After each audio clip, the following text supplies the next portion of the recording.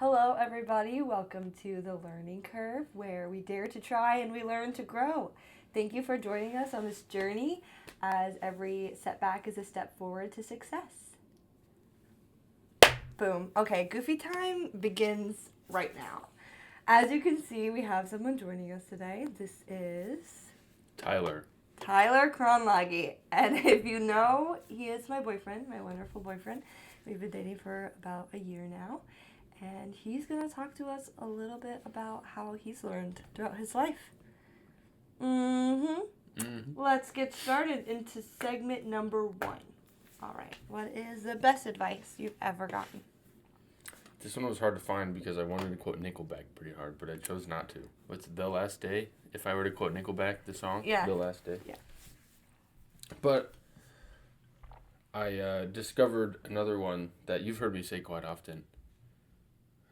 I've heard him say this quite often. It's just not that serious. Oh, yeah. I don't know where I heard it. I don't know when. It may have been a while ago. I couldn't tell you. But it's kind of helped me.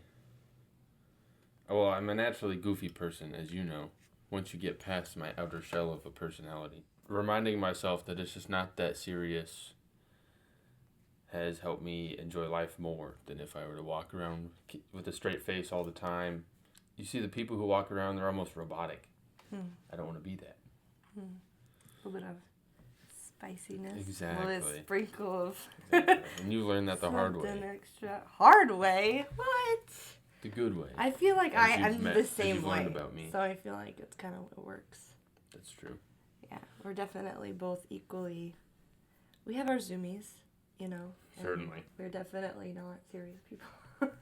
There's a couple other things that go into my outer shell of a personality, though. Some of it's just nervous. Yeah. I feel like when I was around you right away, but it's a different story. I was too, though.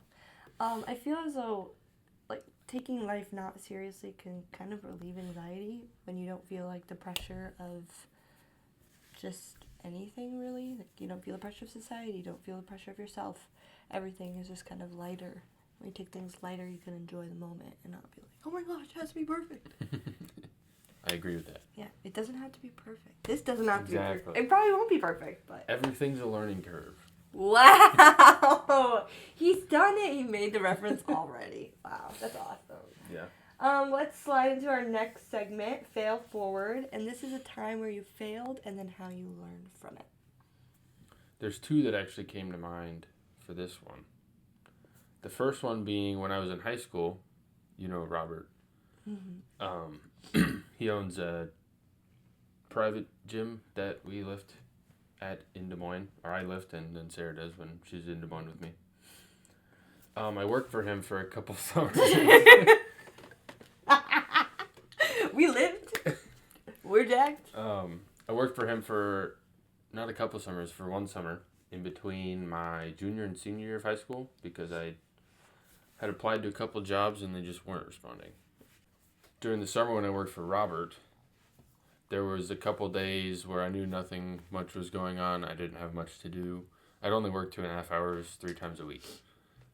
So it's not like I was working a ton. But there was a couple times where I was like, okay, I told him that football ran long. I can't make it to work today. That wasn't necessarily true. And then the next week I got there a couple minutes late.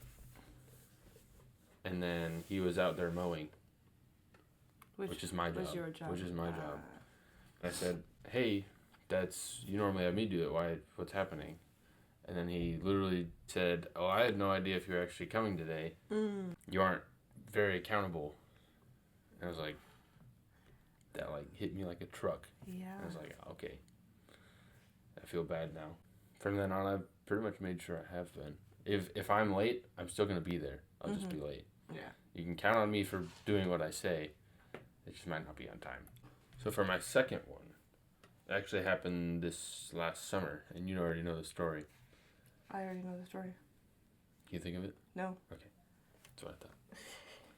But, I was driving a telehandler, a Lowell, as some of you may know. I'm You sure don't. nobody knows what that is. If anyone worked construction, I'm sure you heard both. What does it do? It's a big forklift. Like, you know the normal forklifts that it's like a box with forks out the front of it. Yes. This is like a whole machine. It's, I'd say, like 15, 20 foot long by 9 foot wide, I think. Big machine. And then there's a big arm that goes over the top of it with forks on the front of it. Okay. And that arm can also extend like 30, 40 feet, sometimes 50, 60, depending on how big of one you get. That's a telehandler. I was driving one of those. The more you know. Yeah. Now we know what a telehandler is? Yes. A telescoping handler. Oh. I was using one of those to throw away some soffit. I'll explain. Now you know the story. Connecting the dots. Yeah, which most of you know what soffit is, most likely, but it's what goes mostly under, like, if you have a roof overhang over a porch, there's soffit is the metal that goes up underneath that. We had some big, like, 40-foot long sections of soffit, and I was throwing them away in probably a 41-foot dumpster. That's what it felt like. I tipped the forks forward. It's metal on metal, so it's just going to slide. So the soffit slid. The dumpster was right next to a fence, and there was a van on the other side of the fence. So the soffit slid right over the fence and into the van, which was luckily one of the guys on our site, and it was a company vehicle, so no feelings were hurt. I just hurt my own. I felt really bad.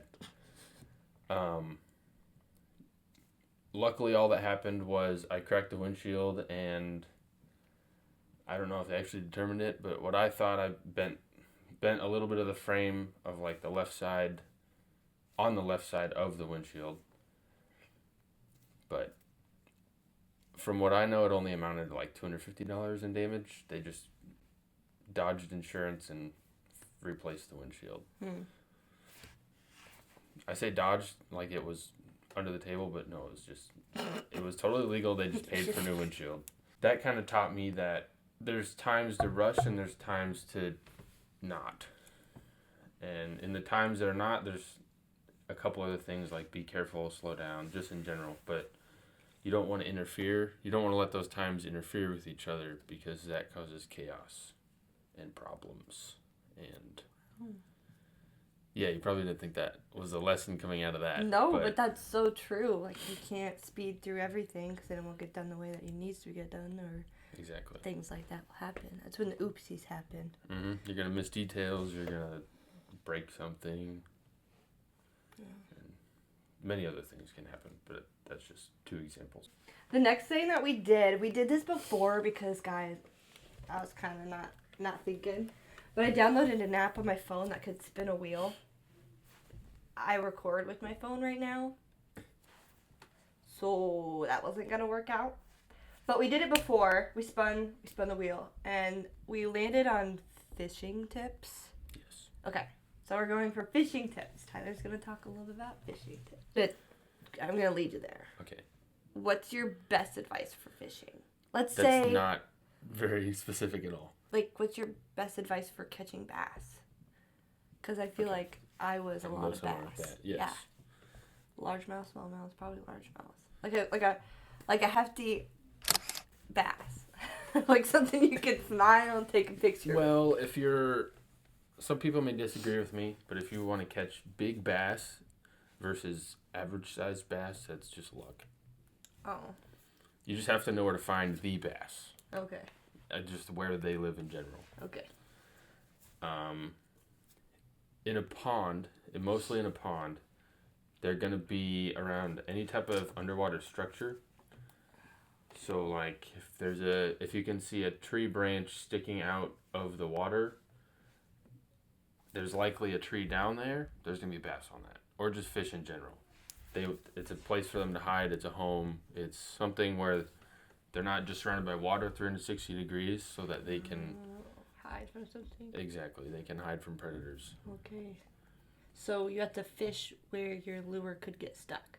Yep. Oh, okay. Yeah. Perfect. That's a great spot to fish. Is the most risky spots for your fish. The most expensive spots to fish. See, that's where I end up catching salad for dinner instead of fish. Oh, that happens all the time. I know. I feel like seaweed is just all I get. Sometimes I feel like a vegetarian when I'm fishing, but that's okay. I get so excited because I got something, and all of a sudden you're pulling up lettuce. I'd say it's a lottery ticket chance. You'll pull up someone else's lure. Oh. Off of that structure, whatever you're fishing. Wow. Mm-hmm. That would be awesome. It's usually really old and grimy, and you don't want to use it. But sometimes you get a nice shiny one. You get a nice one. It's like a lottery ticket in a lottery ticket chance. You get one that you actually keep and you use. I have one maybe currently. Wow, you won the lottery. I know. You could tell people, and they're like, "Did you ever win the lottery?" Yeah. I caught a nice fishing lure out of the water. Not a fish, but a lure. Not to brag or anything. So you heard it here. The tip for today for the learning roulette is fish where you shouldn't fish, or the hardest spot. That was just the tip of the iceberg of bass fishing. I'll go quick on this last part because it's also important. The water is also, like if it's murky or clear water, it also depends on what you want to use. This is mainly for colors, what you're going to use. If it's murky, muddy water, you don't have to use like natural, accurate colors to whatever fish you're imitating. Because whatever you are casting, you're imitating a living animal, like a worm or a fish. Mm-hmm. You're imitating something else that the fish you're hunting would eat. Mm-hmm. Hunting, fishing, same thing. Mm-hmm. But you can, in murky, muddy waters, you can typically use like black or white, or just something so the other fish can see like a silhouette. Because if it's dirty enough water, they're not actually going to see the colors of the fish. Oh. And you also have to know that most colors at a deep enough depth in the water look the same. I think it's like red and blue are the only ones that look different aside from all of the other colors. I think. I might be wrong on those colors, but I know that's a thing. I just popped a little blue lure that is stock in every single... Hey, sometimes those work great sometimes. I know. And I'll just be casting, Yeah, and so... Part of that is if you have a lure that fish don't see typically, it's also probably going to work pretty well. Oh. Unless they're nervous. If it's feeding time and it's size enough for them to attack it or bite it, and it's something they haven't seen before, chances are it's going to be a pretty good time. Oh. Because they're curious and territorial. Especially if it's spawning season and you get into their home. There's so much to know. They're going to attack you. I feel like we should have just been talking fishing this whole time. Well, we'll get plenty of... Yeah, I'm just boosting your time. Yeah, that's good. Into the clear water, it's not the exact opposite of murky, muddy water, but... You have to use pretty concise colors. You can use more accurate colors. Like, I have a couple lures that look like fish. Okay, yeah. They're going to work better in clear waters, unless they're just there to make a lot of noise or turbulence in the water. It really doesn't matter. What fish eats frogs? Because I know that there's frogs. Bass. Yeah, they do? Okay. I know that they're little frog lures. They're like squishy, hollow frog lures that are top water. Okay. And they just float on the top of the water, and you make them hop like a frog. Yeah. And that's the funnest is when you can get a fish to bite on that, because they just explode out of the surface. And then... It's like the Bass Pro Shop picture. The fish is literally, yeah. The hardest part about fishing with a frog, though, I don't do much, but I've learned from my coworker that I go on the fishing trip with. Kevin. The hardest part about fishing with a frog is that when a fish explodes out of the surface, it's exciting. You want to rip your rod immediately, but you can't. Oh. You have to wait for them to actually get a hold of the frog and probably come back down into the water. And then you set it. Because then that's when they're going to, when they bite it, when they jump out of the water, they just have it in their mouth. But for the hooks to actually set, you have to let them get it back into their crushers, which is like their throat. Aw. Poor guys. Yeah. It's not fun to get a frog out of a fish, but it's fun to catch a frog with the fish. The next thing is 2 truths and a try, where Tyler's going to list 2 things that he has done before, and then 1 thing he hasn't. He did say this was a little hard, because I know a lot about him, but we'll see. Yeah. is a tough one. Yeah.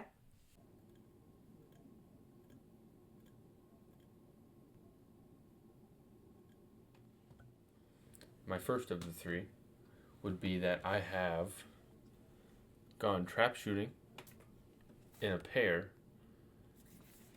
and ended up shooting both clays consistently. Okay. It's specific. It's going to be a lot harder than I thought. My second one would be that I've caught a 10.5 pound fish out of about 3 foot of water. Kind of on accident, but on purpose. Okay. My third one would be that in high school, I ran 400 meter hurdles. Okay. Okay. Okay, trap shooting. I try to make these hard on purpose. She knows a lot about me. I'm going to say the first one is a lie, but I only think it's a lie because of technical. I think that maybe it wasn't a double and it was a single, and you did shoot them all. Wrong. Oh, no! No, which one was it? There's 2 left. You're at 50-50 now. I'll make you guess. 400 meter hurdles? I know you ran hurdles. Mm-hmm. Did you run relay, though, or did you... 10 pound. 10 pounds? 10.5 pound fish. I didn't say bass. Just fish. Oh, how big is that? How big was it? Depends on the species. Can you show me with your hands? Oh, gosh. I've never seen a picture. It was not a bass. I have seen You a have picture. seen a picture. It's on your Instagram. You didn't run 400 meter hurdles? Correct. What'd you run? Shuttle hurdles. Shuttle hurdles. Which is only What's that? 110 meters. Oh my gosh, she's a sprinter. I should have known this. Throughout my high school career, Dang it. I had what? So 8th grade, they forced me to run a 400. And I hated it. Maybe that's why I Despised remembered it. I got a bad time, but I was also in 8th grade. So no one has a great time in 8th grade. Unless you're running cross country. Gosh. But... So I had to run the 400. The rest of the ones I actually wanted to do, which was high jump, not long jump, high jump. Shuttle hurdle, which is 4, do you know how that works? Nope. I should explain it anyway. You have a group of 4 people, like a normal relay, but instead of running around the track like a normal relay, you line up on the 110 meter straightaway, and they set up hurdles. Hurdles are one directional. Mm-hmm. So you can run one way over them, but you shouldn't run the other way over them. Mm. So they set up hurdles facing, alternating. There's, depending on the track, we had 10 lanes at Johnson on our straightaway, so we could run more people. You had 10? Oh my gosh. They set up hurdles alternating the direction, so that it's really, the hurdles are only for when you hit them. If you hit them the right direction, they'll just fall over. Just fall down. And If you hit them the wrong direction, you're either breaking the hurdle or you're breaking your yourself, face. Yeah. Because it won't fall over. Checks out. So they line them up, alternating directions, and then you have 2 people on this side end of the straightaway and 2 people on this end of the straightaway. Oh, so there you go, then you go, then. Whoever starts, which I hated starting because reaction time and acceleration was not great. They run down, and then there's a line. There's a certain line that's like 3-4 feet in front of your actual line that you're starting off of. Mm-hmm. That when they cross, you can go. If you cross early, there's a judge there. So if you cross early, your team gets DQ'd. You can cross as late as you want. That's just your own fault for adding time. And they just do that until everyone runs. And then the last person finishes through the finish line, and that's the race. Wow. My other 2 were trap shooting in a pair, and I would end up shooting both clays specifically, or consistently. When I was 12, we went on a camping trip with my basketball team, and they brought a couple of shotguns out there. Cause it's at right next to a pond out on the back of a big house and some land, and they brought out a couple of shotguns, and I was shooting an over/under, which you can only load 2 in. And so the couple of times I was trap shooting, my partner wasn't very good. It took me the hang of it to lead them correctly. But once I got it down, my partner would never hit them. So I just shoot one, that's still in the air, shoot the other. I did that like 5 times in a row or something. Wow. And then the 10.5 pound fish was 2 years ago or something. It's a buffalo. It's a freshwater buffalo. Okay. It's the species, Okay. the brand of fish. I was fishing. I told you it's the recording. It's fishing. Fishing.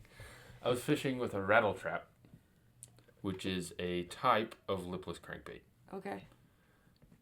And I thought I caught on the ground or a rock or something, and it was a 10.5 pound buffalo that was just chilling in 3 feet of water. And they're suckers, so they don't eat fish. Oh. But I caught it in its mouth. Oh. So maybe it was just going the right direction. Yeah, or it could have actually got caught and it wasn't moving, and so he came over and chewed on it. Got me unstuck, and I was stuck in his lip. I don't know. That'd be a Either way, miracle. it was on its deathbed anyway. It was an old fish. Oh no. Yeah, so I was probably the last one to catch it before it croaked or something. Yeah. It was like a grandpa. R.I.P. Grandpa Buffalo. Grandpa Buffalo. So now we're gonna head into the part of the segment where you just get to ramble for a little bit, tell us a little bit about yourself, and how you got to where you are today. Maybe some lessons you learned along the way.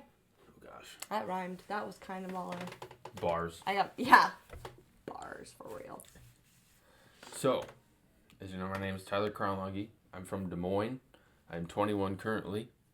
Not far from 22 in April. Earth Day.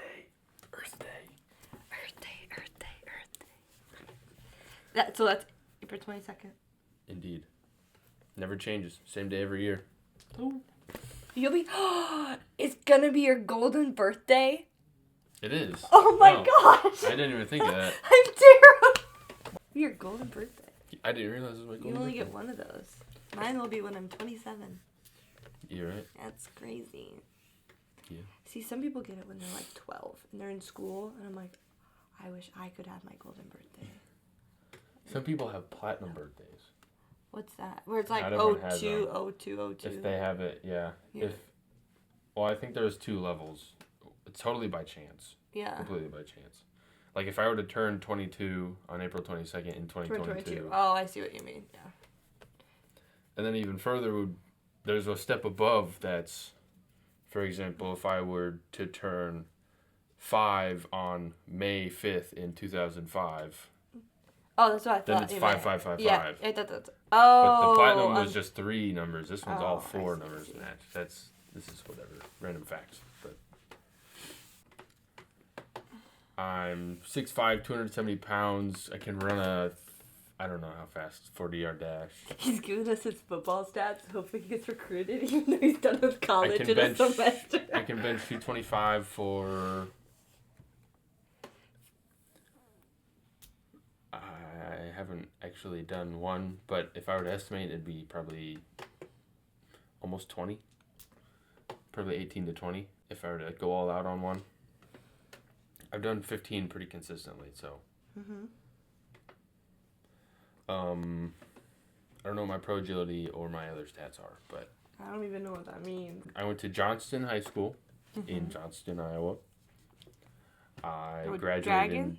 Yep. Go The Dragons. I graduated in 2021. I chose to come to UNI for construction management, which I'm very glad I ended up going to. Mm-hmm. And I'm getting a minor in strength and conditioning. Mm-hmm. Because when I was looking at UNI, I was pretty set on UNI because I didn't like the population of Iowa State and I didn't like the city population of Iowa. Yeah. And I didn't really look at going out of state because it was expensive. Exactly. I was stuck between kinesiology and construction management. But before I came here, you didn't really need to, but in my head, I wanted to come in decided. instead of be one of the undecided people and take a bunch of random classes that wouldn't help me decide. Mm-hmm. So I decided construction management, which my high school to work program helped me because I was able to actually work in construction in high school for my senior year. Before you gave your life away to construction management. Yes. And that helped me decide. I'm sure if I worked in kinesiology in high school, I would have gone that route. Yeah. But I went where the money was. And I don't regret it because I still enjoy construction. Yeah. So I've been working with a company called Kester Construction that's based out of Grimes, which is 5 minutes from the high school I went to, for 4.5 years now. Mm. Only working like summers and only recently working remote. Paperwork. Year round instead of not working during the school year and going back for the summers. I'm a middle child of 3 boys. Let's go, middle children! The exact opposite of her, middle child of 3 girls. I have one older sister and one younger sister. I'm a middle child. The age gaps are different, but that's way different. What else do I need to go over? I worked at Home Depot for I don't remember how long. Hated it. Enough time. Got fired, but also didn't get fired. It's like it was a mutual. It was a mutual. It was breakup. mutual. It was actually though. Yeah, they were like, we're not gonna give you any more hours. Yeah, they said I wasn't working enough hours. Probably because I could only work weekends, and so there might have been one weekend where I was sick or I called in for some reason, and that immediately put me under the bar for how many hours I need to work a week to actually like stay as an employee. And then so they called me in their office. They're like, "You're not working enough hours." And I was like, "Okay." She was like, "We're gonna put your 2 weekend for you." And I was like, "That's cool," because I was gonna do the same thing today. It was mutual. And then I came in for 1 week, and then the very last weekend I was gonna work, no, I'm not coming in. Did you no call, no show? Yep. Both days I was supposed to work. I was like, "Can I move to this department? Because I'm just standing here." Oh. I'm just standing here being a cashier. Half the time I'm doing stuff for this department anyway. And they told me, "Yeah, we'll get on it," like 2 months before I quit. Yeah. And then nothing ever happened. I feel like a question that people are going to ask is like, how did we meet each other? Oh. You want to go into that? Where to begin? Yeah, we'll give a little bit about us, our story too. We both love the gym. She's a year younger than me. For who doesn't know that already. Yeah. Sorry, 13 months younger. Oh, that's crazy. Crazy. So we both go to the gym and we've seen each other in the gym a lot. And obviously I don't know what was going through her brain, but I know what was going through my brain. I was like, she's kind of cute. We called him Mustache Man. So he had a name, which means that obviously we either hate him or we like him. By we, I mean me and my best friend. It means you're watching me. Yeah. That's a win already. Yeah. Yep. I don't know if good watching or bad watching, but now I realize it was good. Well, he was one of the regulars. Like, for some of the women out there, you know, if you're in the gym and you see regulars that you feel safe with when you're at the gym and, you know, like, if someone tries to hit on me or something, I just go walk up to the regular and say something and they'll, like, help out. But we had never talked in the gym. No, I had never said a word to him. Not even, can I use a rack? Not even, are you done with this? Like, I was too scared. I just didn't say anything. I was really close, though. I was really close a couple times, yeah. Shut up. No. Shut up. No, because you would have been like, I would not have been able to form a sentence. My face would have turned bright red, and I would have been like... And then I would have thought that you hated me, so then I wouldn't have done anything. I was trying to think of... I don't even know what I would say. Probably something like bananas, I don't know. Something goofy that I would have regretted. Yeah. Pumpkin. So we were at Maple Lanes on January 25th for my little sister's birthday, and we were in one lane, and then a few lanes down was Tyler and a bunch of his friends. And I had said to my dad, I was like, "Dad, I know that guy from the gym." And my dad was like, "Hey, let's go talk to him." And I was like, "What?" I was like, no, I know of him. I don't know him. I know of him. So I didn't know my name. I didn't even know his name. I didn't know hers either, though. So. But then, big brain. I went and I kind of like look. I think I was getting a drink or something, and I like looked at the score screen while he was bowling, and it said Kron. I was like, that's my nickname that most of my people in my life call me. Like, that's what we're gonna look up. So I looked it up on Instagram, and boom, Tyler Kronlage, big fish. I was like, yeah, that's the guy I'm looking for. So I added him on Instagram after I left. Keep in mind, because I didn't want him to be like, oh, she's right here. It's kind of weird. So I waited until after I left. And I think I had screenshotted your account, so I didn't forget what your name was. Mm-hmm. And I added him. And, like, later that night, I go to bed early. I go to bed way early. So I was conked out. And I woke up in the morning to a text saying, I thought I recognized someone at the bowling alley. And I was like, what? And I think I literally freaked out. Like, I think I screamed. I was at the dorms at the time, and I think I literally woke my roommate up by screaming because I was so excited.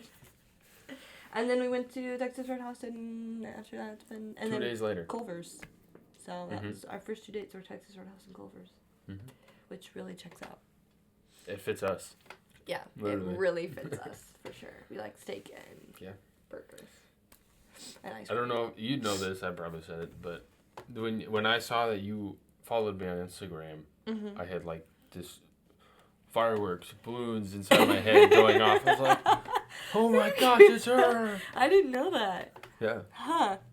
And then that's why I was like, I gotta text her right now. I can't let this slip It was by. like 11 o'clock at night. Yeah, like, I'm not gonna be awake. She was asleep. We just got back from the bowling alley. Like, I was in the parking lot when I was texting you. I remember I was walking up to Joey and AJ's apartment. Wow. And I was texting you, and I was like, I gotta text her. I can't. I don't want to wait. So. That's awesome. Mm-hmm. So what am I doing this week? Let's give it a go. So I've got to... What are you doing this week? What am I doing this week? I couldn't decide. I had two. Okay. I have a decision now. Oh, okay. Like this is in my head, a spin on something you haven't done. Okay. Which would be, it was just going to be like powerlifting. Oh, okay. And the other one was deck building, which you saw that one coming if that was happening. So Tyler's building a deck for school. Yes. I have a senior project class, and we're fixing 2 decks and building a fresh one for the softball field that Cedar Falls and UNI joint owns. Yeah, and the winner is deck building. Deck building. I'm gonna build a deck this week, I guess. Yeah. I think that's all that we have. We are so excited that you guys joined us and got to hear a little bit about my boyfriend and friend and wonderful companion, Tyler. We are excited to see Sarah build a deck. Just talked in third person, but excited to see me build a deck this week and kind of document what I learn, what goes wrong, what goes right, and how that just all together blends into this segment today, because life is a construction zone. I just want to give a little shout out to our social media at The Learning Curve HQ, or our YouTube is The Learning Curve _HQ. And our website, buzz.uni.edu/The Learning Curve, and another / to end it. Go ahead and visit those sites to see more about the Give It a Go segment and the blog and the video, the podcast if you want to. And we will see you next week for the Learning Curve podcast. I'll delete some storage. How goofy can I be? You can be as goofy as you want after I do my introduction. Okay? Testing.